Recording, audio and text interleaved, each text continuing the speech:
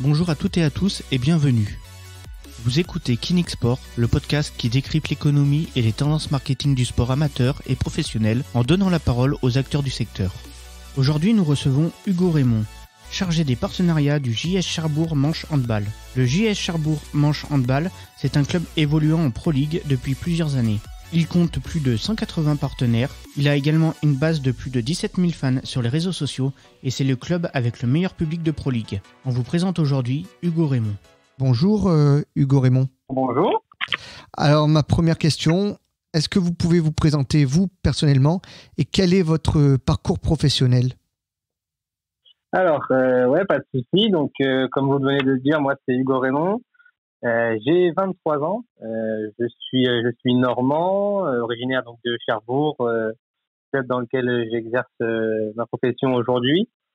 Alors, pour revenir rapidement sur mon parcours, je viens de rentrer dans la région cherbourgeoise. J'ai fait un lycée général ici, un bac ES.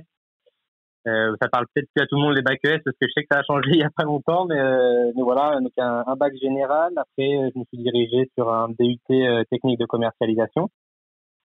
Donc voilà, un DUT qui m'a permis de m'orienter un peu vers des métiers en relation avec des clients, des partenaires. C'est ce qui m'a plu dès le début. Donc j'ai poursuivi sur cette voie-là dans toutes mes expériences professionnelles. Que ce soit dans des festivals, voilà, je travaille chargé de partenariat dans des festivals, j'ai fait de la vente pure et dure chez Decathlon, des choses comme ça. J'ai poursuivi après mon DUTCC des études sur Rouen, à l'IAE de Rouen précisément, sur une licence gestion management, où là j'ai une expérience professionnelle au sein du groupe Orangina Suntory, une expérience très très formatrice en tant que responsable de secteur, donc sur la région bretonne et normande, donc qui m'a convaincu dans l'idée de rester dans la vente, dans la vente au global, quoi. Donc après, moi j'ai toujours eu cette ambition de travailler dans le monde du sport, mais j'ai jamais voulu me fermer de porte non plus. J'aurais pu me diriger vers un parcours de stats, mais j'ai pas fait ce choix-là. J'ai fait le choix d'avoir des études assez généralistes et de me professionnaliser sur le sport entre guillemets par des expériences professionnelles ou par la suite, pour ne pas me fermer porte comme je le disais. Donc après ma licence gestion management, j'ai fait le choix de me rapprocher un petit peu, de revenir sur Caen, où j'ai poursuivi mon parcours universitaire à l'IAE dans un master marketing vente avec spécialité digitale social media, où là j'ai eu d'autres expériences professionnelles. Je me suis essayé à d'autres terrains, plus en retrait dans les bureaux, notamment en tant qu'assistant chef de produit dans les laboratoires pharmaceutiques. Donc voilà un petit peu pour tout mon background. Aujourd'hui, je suis arrivé à la JS Cherbourg en août. Donc voilà, une belle saison pour démarrer, être dans le bain. Mais voilà, ça se passe plutôt bien. Je suis en parallèle de mes activités professionnelles ici une formation justement qui m'apporte toutes les connaissances business sportif que je n'ai pas, parce que j'ai un parcours universitaire assez généraliste. Donc voilà, j'ai une formation en parallèle qui me permet d'apporter cette touche business sportif, même si j'ai toujours été passionné de sport, donc j'ai quand même des bases. D'accord, merci. Voilà. Donc, merci pour cette présentation. Est-ce que maintenant vous pouvez nous présenter votre club donc du Cherbourg Handball ? Oui, tout à fait. Donc la JS Cherbourg Manche Handball, jeunesse sportive cherbourgeoise, donc créée en 1969, issue d'une fusion entre deux clubs. Deux clubs qui ont décidé dès le début d'avoir une identité assez marquée, en choisissant pour couleur de maillot et pour couleur de marque, je dirais même si c'est peut-être pas l'objectif à la base. C'est le mauve, c'est ce qui nous caractérise ici. Voilà, tout est mauve, on voit la vie en mauve. C'est l'identité même du club. On a évolué donc dans toutes les catégories amateurs jusqu'à arriver il y a 7 ans, il me semble, il y a 7 saisons en 2015, donc 6 saisons, pardon, en Pro League, donc deuxième division professionnelle de handball. Voilà, on évolue au sein du complexe Chantraine, un complexe qui est assez vieillissant aujourd'hui, qui va être refait à neuf dans quelques années. Donc voilà, on a de très beaux projets en cours. Le club est reconnu notamment pour sa ferveur. On a un public très très présent qui pousse très fort les sportifs, les joueurs jour de match. Et on tient également à assumer notre rôle d'unique acteur sportif professionnel sur le territoire en mettant en place beaucoup d'actions dans notre ville au cœur de Cherbourg, donc que ce soit des actions auprès des jeunes, auprès des quartiers, auprès de la mer, parce que évidemment on est c'est un club, une ville très tournée vers la mer. Donc voilà, on a également un centre d'entraînement qui nous permet de voir quelques petits jeunes, quelques beaux joueurs arriver, des jeunes issus du coin notamment.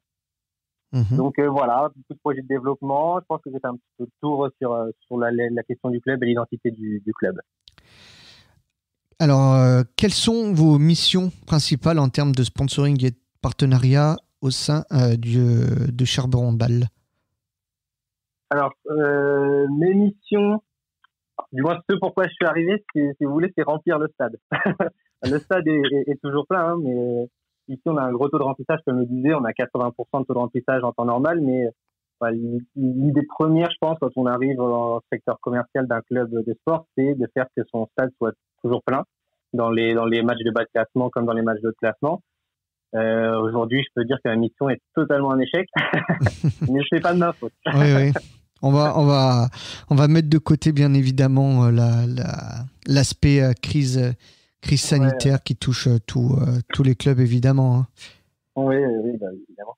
Mais non, au-delà de ça, donc l'émission, c'est essentiellement de la prospection de partenaires, puisque voilà, j'arrive dans un club où on a des partenaires historiques. On a à peu près 180 partenaires au sein du club de la JS Cherbourg. Mon objectif quand je suis arrivé là, c'est d'aller chercher de nouvelles personnes, de nouvelles entreprises qui ne sont pas forcément des fans de handball, donc développer un petit peu l'image outre les sportifs et les fans de hand sur le territoire du Cotentin. Donc voilà, développer le partenariat par de la prospection et également par l'animation du ce qu'on appelle du réseau de partenaires. C'est donc l'ensemble de nos partenaires. L'animation, ça peut être soir de match ou en dehors de soir de match par des événements comme des meetings, des visites d'entreprise, ces choses-là qui sont également un petit peu étendues cette saison. Mais voilà mes missions au sein de la JS Cherbourg.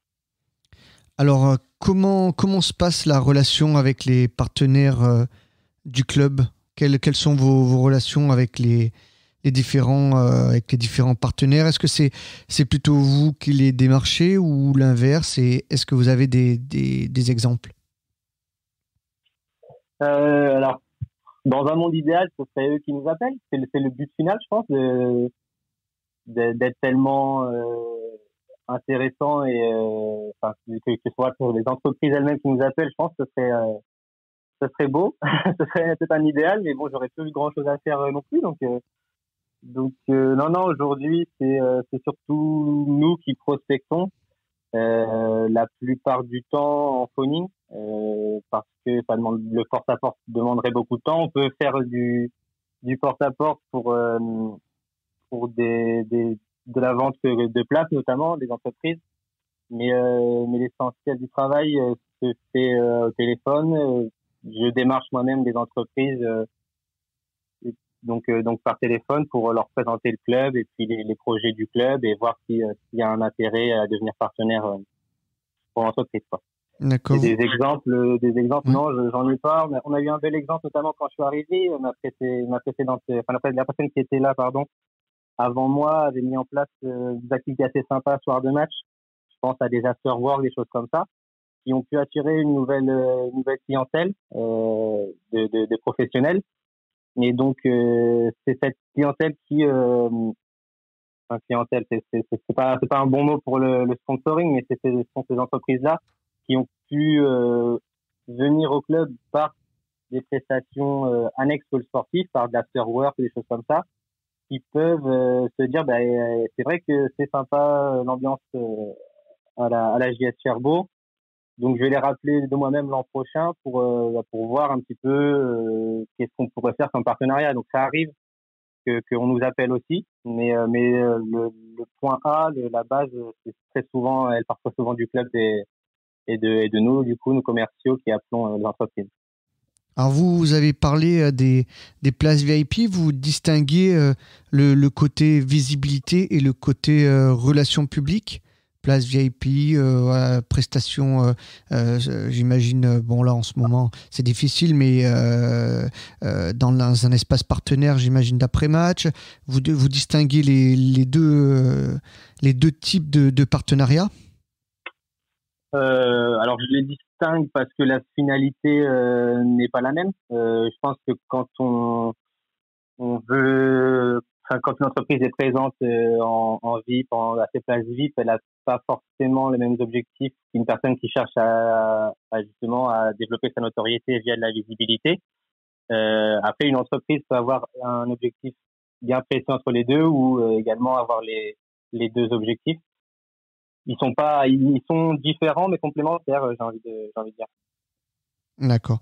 Est-ce que vous avez un profil type de sponsor? C'est-à-dire quand vous faites votre recherche de partenaire, est-ce que vous dites cette entreprise potentiellement elle peut être intéressée par notre club ou pas du tout, vous pouvez aller... Alors, la plupart du temps, quand j'appelle une entreprise, j'ai fait un travail préparatif en amont. Je sais un petit peu quels sont ses objectifs de développement, vers quoi ils tendent. Donc j'ai mes idées. C'est-à-dire que je sais que, par exemple, l'entreprise a une boutique qui vient de s'implanter en centre-ville. Je pense qu'elle va avoir besoin d'avoir un peu de notoriété, de visibilité.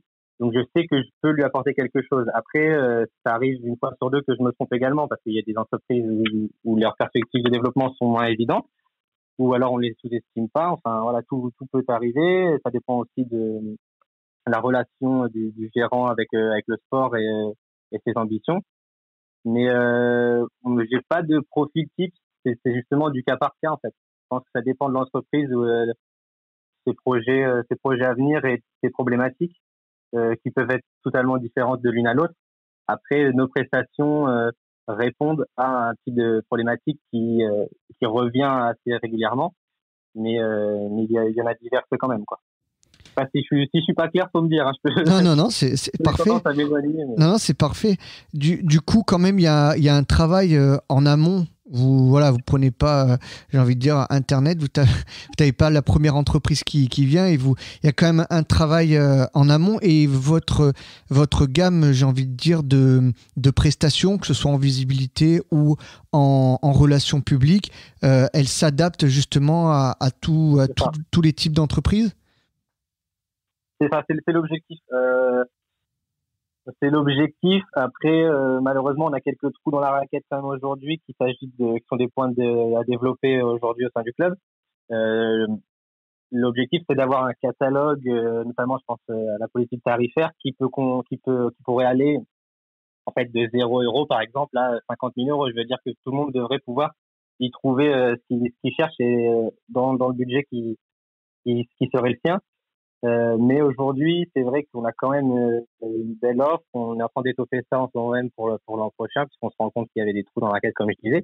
Donc aujourd'hui, je pense que une start-up peut trouver à la GS Cherbourg un moyen de répondre à ces problématiques dans son budget, comme une grande entreprise industrielle peut aussi développer des projets avec la GS Cherbourg. Ouais. Donc, vous avez donc répondu à la question. La prochaine question, donc, c'est par rapport, en fait, vous êtes vous l'avez dit aussi au début, le seul club, on va dire, de haut niveau de votre territoire, si je dis pas de bêtises. Ouais, donc, est-ce que c'est plutôt un avantage ou plutôt un inconvénient parce que du coup il n'y a pas forcément de comparaison possible. Comment vous situez sur votre territoire du département? notamment. Un avantage, un inconvénient, je vais faire une bonne réponse de Normand, je vais dire un peu les deux. Un peu les deux parce que c'est un avantage toujours d'avoir un petit peu entre guillemets un monopole sur un marché. On n'a pas beaucoup de concurrents, donc c'est clair que si on avait un grand club de football à côté, ça serait peut-être plus compliqué d'exister, même si je pense qu'il y a forcément la place pour 2 ou 3 clubs à Cherbourg. Donc voilà, il y a cet avantage-là d'être un petit peu seul, d'avoir le monopole et d'être un petit peu la locomotive. On jouit d'une bonne image et d'une certaine notoriété sur le territoire.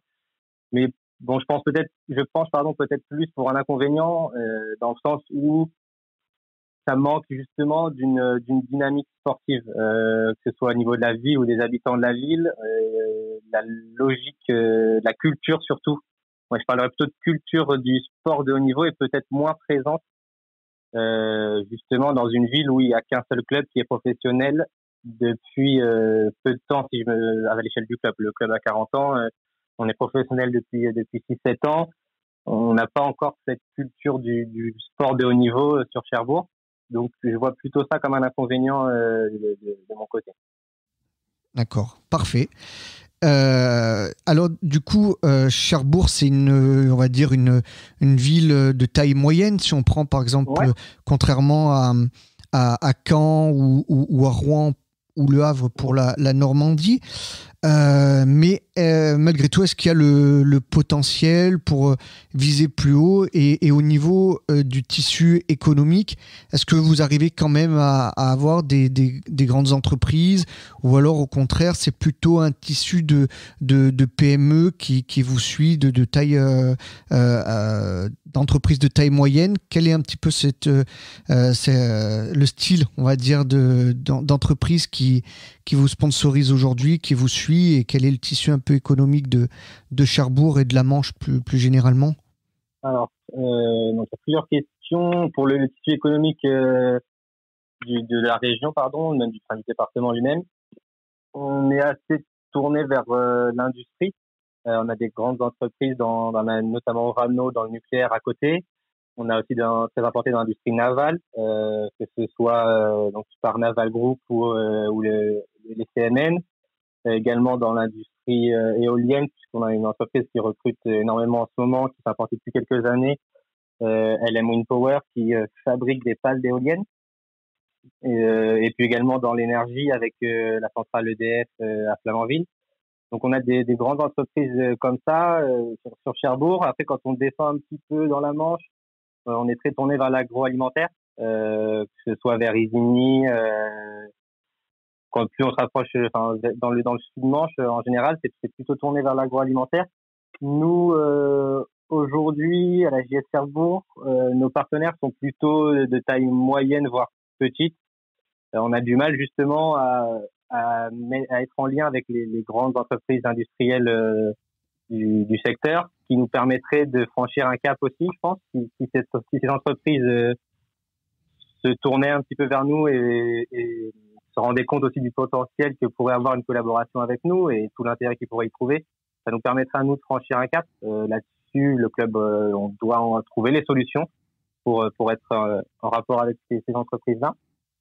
Elles sont difficiles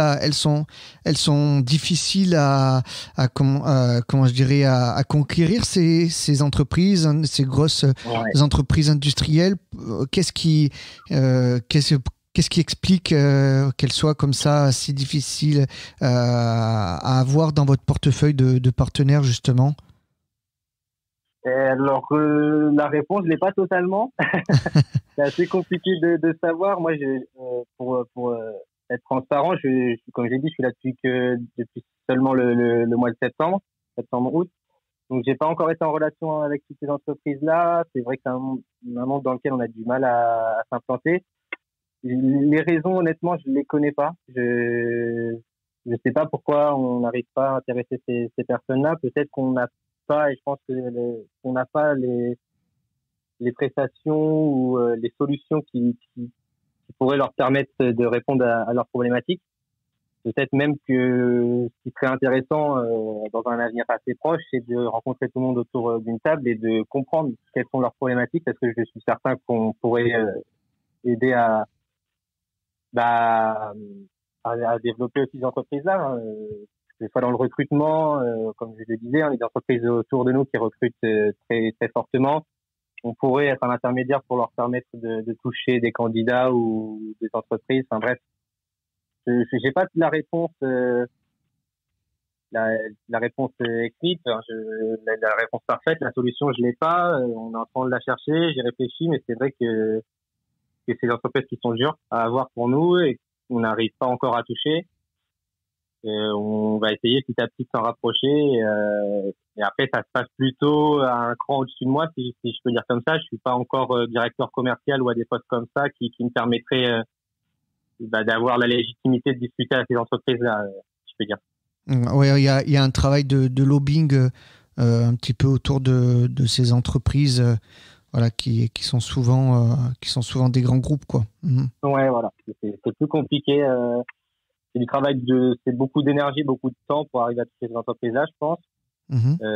Aujourd'hui, pour le moment, à mon échelle, à mon niveau, je préfère me concentrer moi sur des entreprises de taille plus intermédiaire, voire des PME, Mhm. et avec lesquelles il est beaucoup plus facile de discuter, qui nous écoutent plus facilement, qui nous entendent et qui sont prêts à construire également avec nous assez rapidement, quoi. D'accord. Alors, parmi les entreprises qui vous suivent, justement, il y a Intermarché, qui est un de vos partenaires leaders, si je ne dis pas de bêtises.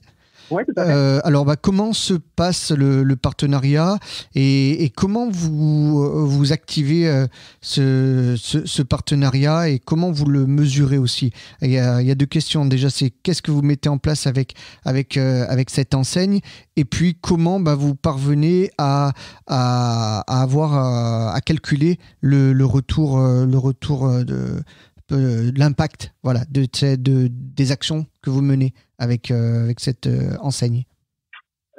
Donc, Intermarché a d'autres, enfin aussi comme d'autres entreprises, je pense au CMN ou à Fouchard. Enfin, il y a plusieurs entreprises leaders qui sont sur le maillot.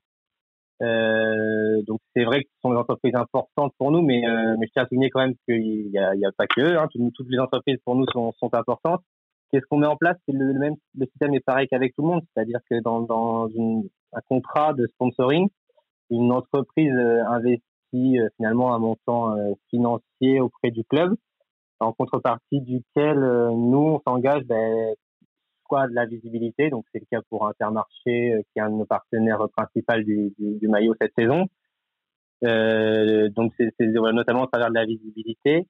Ça peut être, comme on dit tout à l'heure, de l'hospitalité avec des places VIP ou de la visibilité autre que le textile, que ce soit sur les réseaux sociaux, que ce soit dans la salle les jours de match. Donc c'est notamment le cas avec Intermarché qu'on retrouve également sur des panneaux autour du terrain. Donc le contrat c'est ça, c'est une entreprise qui investit en contrepartie de visibilité pour le cas d'Intermarché, le ROI, pour une entreprise qui investit. Faut pas s'attendre, je pense, immédiatement à avoir des retours, même si c'est tout ce qu'on souhaite. C'est dur à mesurer. C'est-à-dire que sur la visibilité, on est sur le développement de notoriété, d'image de l'entreprise et même du club de toute façon, mais surtout de l'entreprise dans ce sens dont on parle. C'est quelque chose qui est difficilement mesurable, qui n'est pas tangible, donc on peut pas savoir aujourd'hui si je dirais quelque chose de bête, mais si leur chiffre d'affaires a augmenté grâce à la JS Cherbourg, c'est quelque chose que malheureusement on peut pas mesurer. On sait par les études statistiques, on estime, si je pense que c'est mieux de parler comme ça, par des statistiques, combien de personnes vont voir notre publicité à tel moment du match, etc. Mais c'est dur d'avoir un retour sur investissement pur et fiable à 100%, notamment et d'autant plus quand on parle de visibilité. Donc là, en l'occurrence, c'est plutôt de la notoriété pour montrer que cette enseigne-là est partenaire du principal club. C'est de l'association d'image et de valeur, je pense. C'est quelque chose comme qu'il faut plutôt voir comme ça. Intermarché, c'est un partenaire historique pour le club, donc c'est une relation au-delà même du contrat de sponsoring, c'est une relation qui se passe entre nous et le club. Donc c'est quasiment impossible à mesurer. Vous avez dans le nom du club la Manche, donc c'est le nom du département. Donc j'imagine que il y a aussi cette volonté d'ancrer le territoire dans votre nom, et donc dans votre club. C'est important ça, l'ancrage territorial et notamment départemental, pour aussi aller un petit peu, j'ai envie de dire draguer au-delà de l'agglomération de Cherbourg. Alors oui, le club a longtemps été concentré sur Cherbourg, donc l'objectif aujourd'hui c'est de se développer outre Cotentin, je dirais même, vers toute la Manche, de s'ouvrir à tout le territoire manchois, même normand, hein, j'ai envie de dire. On n'a pas de honte ou même de complexe d'infériorité à se comparer à des Stades Malherbe de Caen ou à des clubs sur l'Eure. Je pense qu'on pourrait bientôt jouer dans la même cour, mais nous on essaye de rendre un maximum au territoire tout ce qu'ils peuvent apporter, hein. Ça fait partie des projets du club. Le projet aujourd'hui qui s'inscrit autour de la JS Cherbourg pour horizon 2024, c'est-à-dire de monter en première division sportive à l'horizon 2024. C'est un objectif sportif, mais autour de ça, il y a, comme vous le disiez tout de suite bien justement, c'est de se développer sur le territoire, et pas que sur le plan sportif. C'est sur le plan culturel, le plan social. On fait de plus en plus d'actions auprès, comme je l'ai dit au début de l'interview, de plus en plus d'actions auprès des jeunes, auprès des quartiers prioritaires de la ville, par le biais de nos éducateurs et grâce à la notoriété aussi qu'on a sur le territoire. On essaie de rendre un petit peu tout ce que nous apporte le territoire jour de match et tout ce que apporte la collectivité, en faisant des actions concrètement sur le territoire. Je pense à des actions comme Hand Quartier, qui sont des actions qu'on mène pendant les vacances scolaires, où on se rend nos éducateurs se rendent pendant une semaine dans un quartier prioritaire de la ville pour jouer, apprendre un petit peu la pratique du handball, inculquer les valeurs du sport aux jeunes dans les quartiers. On a d'autres mises en place comme ça toute la saison, que ce soit même au cette saison à l'initiative à l'intention de nos licenciés. Aujourd'hui, on sait que c'est compliqué pour eux. Il s'agit de pas se tourner les pouces et de continuer de proposer du contenu. Donc on fait maintenant du beach handball dans des lieux publics pour proposer à nos licenciés des activités qui soient nouvelles et en tirant profit du territoire qui est très, comme je l'ai dit, très tourné vers la plage, vers la mer. Donc voilà, on a des belles plages. On en profite pour initier nos licenciés au beach handball et pourquoi pas pérenniser cette action-là et le proposer au grand public par la suite. Et est-ce que les partenaires sont sensibles aux actions que vous menez? J'ai vu par exemple que vous avez créé un fonds de dotation, et ça justement, est-ce que c'est un argument de vente quand vous allez démarcher les partenaires? Est-ce que c'est fait? Et est-ce que les partenaires sont sensibles à ce type d'opération? Alors aujourd'hui, pas encore. Comme vous le venez de dire, on vient de créer le fonds de dotation. Donc l'idée, c'est de développer la communication sur ce fonds de dotation et de le faire connaître. Donc vous êtes renseignés sur nous, à ce que je vois, c'est super gentil. Mais aujourd'hui, tout le monde ne le sait pas encore. On a encore beaucoup de choses à développer sur ce fonds de dotation-là, et c'est l'objectif en fait de la création de ce fonds de dotation, c'est de mettre en valeur et mettre en lumière tout ce qu'on fait sur le plan social. Donc un argument de vente, non. C'est le but quand on fait des actions solidaires par le fonds de dotation, c'est pas de vendre, c'est de développer des actions sur le territoire. Donc il y a des entreprises qui vont être intéressées pour nous soutenir dans cet axe-là, dans ces axes-là. Mais il s'agit pas d'argument de vente quand je rencontre des sponsors, par exemple. C'est une autre alternative. En fait, le but là, quand on a les entreprises qui viennent avec nous sur le fonds de dotation, qui viendront avec nous, c'est pas de mettre l'entreprise en avant, c'est de soutenir un acteur local sur le plan solidaire. Aujourd'hui, l'objectif est là, hein, c'est de communiquer sur ça et de développer un maximum nos actions et notre communication, et donc la notoriété pour avoir de plus en plus d'entreprises qui sont au courant qu'on fait ça, qui viennent nous soutenir pour qu'on développe de plus en plus de choses avec des budgets plus importants pour attirer plus de monde et puis faire des activités hyper intéressantes. Ne serait-ce que faire du beach handball, malgré tout, pour nous, ça a un coût. Ça a un coût en investissement de matériel. Donc voilà, aujourd'hui, on a besoin d'entreprises pour nous soutenir dans ces démarches-là. D'accord, merci. En tout cas, Hugo Raymond, d'avoir accepté de répondre à nos questions. Et puis on vous souhaite une bonne continuation pour la suite, en espérant que la situation s'améliore, en tout cas, voilà, et que le club de Cherbourg arrivera à ses objectifs. Je vous remercie. Un grand merci à Hugo Raymond. Retrouvez le JS Cherbourg Manche Handball sur le www.jscherbourg.fr, mais également sur les réseaux sociaux. C'était Kinix Sport, le podcast qui décrypte l'économie et les tendances marketing du sport amateur et professionnel en donnant la parole aux acteurs du secteur. Encore une fois, merci de nous avoir écoutés. On se retrouve très vite pour un prochain épisode. Et en attendant, retrouvez-nous sur sport.kinix.fr. À bientôt.